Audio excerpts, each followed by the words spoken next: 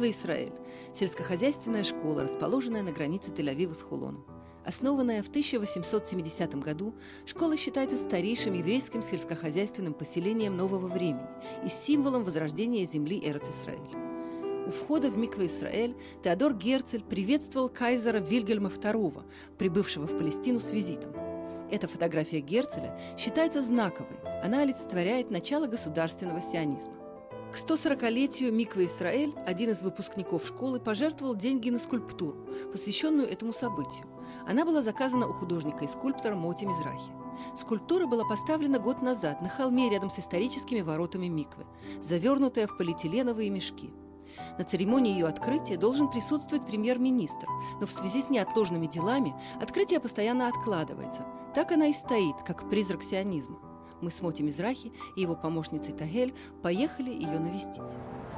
Что это? Это Герцель. Это Герцель? То, что вы видите, это его ступня. Кстати, это очень соответствует знаменитой исторической фотографии, на которой изначально было видно кайзера во весь рост и лишь одну ступню Герцля.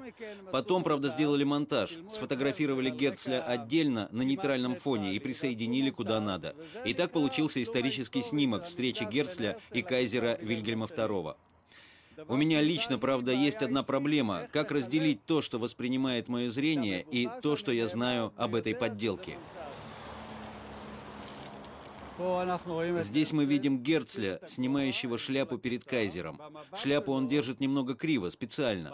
А своим взглядом, в соответствии с его мечтами о будущем, он как бы рассекает лошадь кайзера и сидящего на ней всадника на две половины, что вполне соответствует еврейской истории, где имело место быть рассечение моря и тому подобные вещи. Он смотрит за горизонт, на свою мечту, и это то, что придает ему силы справиться с реальностью. Ведь он в одиночку запустил такой глобальный исторический процесс, который относился тогда скорее к области научной фантастики. Здесь написана фраза Герцля: «Если вы действительно захотите, это перестанет быть сказкой». Мы сейчас проведем альтернативную церемонию открытия скульптуры, посвященной исторической встрече Теодора Герцля и кайзера Вильгельма II.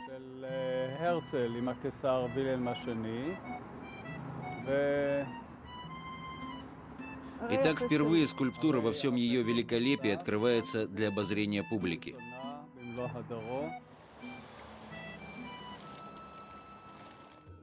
Моти Мизрахи – художник, скульптор, перформер, выпускник художественной академии Бецалель. Представлял Израиль на 5 международных биеннале, участник множества персональных и групповых выставок в Израиле и за рубежом. Моти вырос в Тель-Авиве, в простой многодетной семье репатриантов. В детстве он заболел средиземноморской лихорадкой, которая привела к осложнениям и сделала его инвалидом. В 2 года я стал тель-авивским беженцем. 1 комната, туалет и кухня на улице. 9 душ в одном помещении. Я не знаю, где каждый из них спал. Один из моих братьев сказал мне, что спал в ящике для постельного белья. Я ничего не помню, я был маленький. Картины маслом я не видел ни разу до тех пор, пока мне не исполнилось 11. В нашем окружении не было понятия об искусстве. Я помню, как нашел 2 пластмасски с остатками практически высохших красок. Кисточки у меня не было, и я все-таки каким-то образом исхитрился, размочил краски и начал копировать какие-то фотографии. Мои технические средства были более чем скудны. Но именно эта скудость, а также скудость визуальных впечатлений заставили меня обратиться к моему внутреннему миру. И до сих пор я смотрю именно туда. В 60-е и 70-е годы в художественном мире произошел переворот. Художники оставили свои мольберты и вышли на улицу. Наступила эра перформанса. Произведением искусства вместо неодушевленных объектов стали действия художника в определенном месте и в определенное время. Моти, тогда еще ученик художественной школы Бецалель, одним из первых начал заниматься этой формой искусства в Израиле. Я сидел на Масличной горе. Свои костыли я отложил в сторону в форме этакого треугольника, а на голову я водрузил шляпу, вроде как королевскую, но из простой свернутой бумаги. Шляпу шута, возжелавшего быть королем.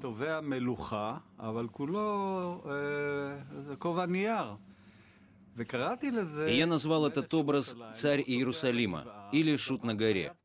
И это заставляет постоянно балансировать между «да» и «нет», между тем, что всерьез и в шутку, между китчем и каноном, между раскрытым и невидимым, между плюсом и минусом. Постоянно в движении, в колебании, и тогда у зрителя возникает ощущение, которое он не в состоянии объяснить. Именно там, в пространстве между плюсом и минусом, расположено все мое творчество. В одной из своих первых известных работ он проходит по Виа-Долороза, неся на спине вместо креста свой портрет.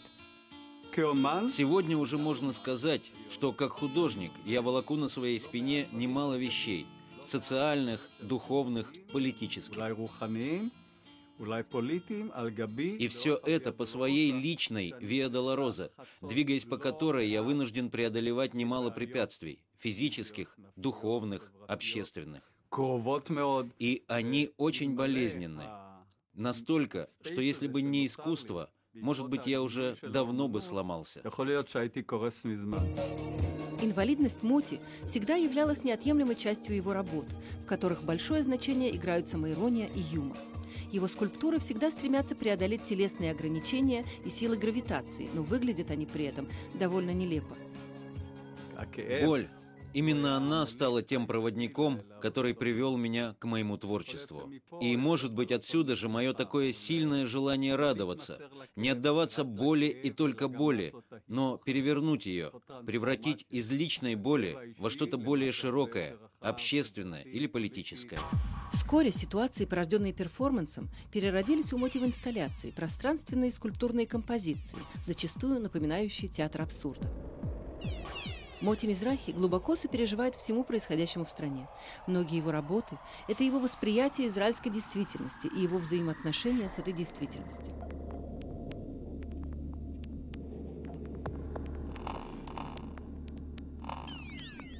Когда ты смотришь на Анджела, который находится там, за мной, и который есть в коллекции Музея Израиля, то видишь такого эпического атлета, победителя, героя, который указует на помост славы, но одновременно отрицает боль. Это отрицание боли в немалой степени проникло в сионистскую мифологию. В студии Моти Мизрахи в Азуре можно увидеть множество работ художника, но самое интересное – это возможность проследить за процессом рождения работы, от слова на бумаге и до ее воплощения в жизнь. Я работал над темой тепла, потери тепла. И это увело меня в воспоминания детства, когда моя мама развешивала во дворе белье, а затем снимала его и клала мне на лицо, чтобы я почувствовал тепло солнца. Такое человечное, такое теплое воспоминание. Я беру слово «тепло» и начинаю разбивать его на элементы. И тогда я прихожу к бегу, от которого согревается тело. А отсюда уже в тренажерный зал, к беговой дорожке. Она, правда, сама по себе для меня ничего не значит, так как я не могу из-за своей инвалидности ею пользоваться. Но на иврите беговая дорожка и ходунок для пожилого человека называются одинаково – алихон. А уже этот образ беспомощных стариков, которые бредут, опираясь на ходунки, и сбоку у них полотенца и мочеприемники – это мое настоящее окружение. Колонны ходунков и розовые полотенца, которые сохраняют остаток тепла – это инвалидность. Это затрудненность в движении, благодаря своему четкому построению, создает агрессию, создает силу слабого, силу убогого. Еще одна работа, которая родилась из размышлений на бумажках, это последняя монументальная скульптура «Глаз солнца», установленная недавно на юбилейной площади в Ашдоде. Я посмотрел на площадь, а она овальная. И это сразу навело меня на мысль, практически саму собой разумеющуюся, создать черный круг, наподобие глаза, как на восточных амулетах. И вот на этом глазу я установил еще один глаз, направленный назад и также на восток, к Сиону. А кроме того, эта скульптура еще и контактирует с космосом, с восходом Солнца и его закатом. Так что есть во всем этом почти космическое переживание, и я, как художник, хотел бы открыть зрителю вещи намного более глобальные, чем могут уместиться в таком, на первый взгляд, маленьком месте.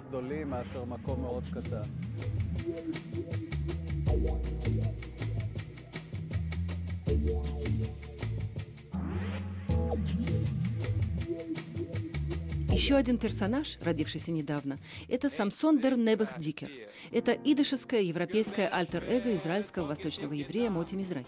Для того, чтобы слиться со своим персонажем, Моти научился петь на идыш, а прототипом скульптуры является его собственное тело. Самсон дер Небех Дикер как бы состоит из двух половин. С одной стороны он Сабра, этакий сионистский герой, а с другой стороны Небех, идишский простофиля, слабак. Он поднимает гантели, которые поднять не может, но он смеется. Попытайся его унизить, ответом будет улыбка. Его невозможно победить, потому что он все время улыбается.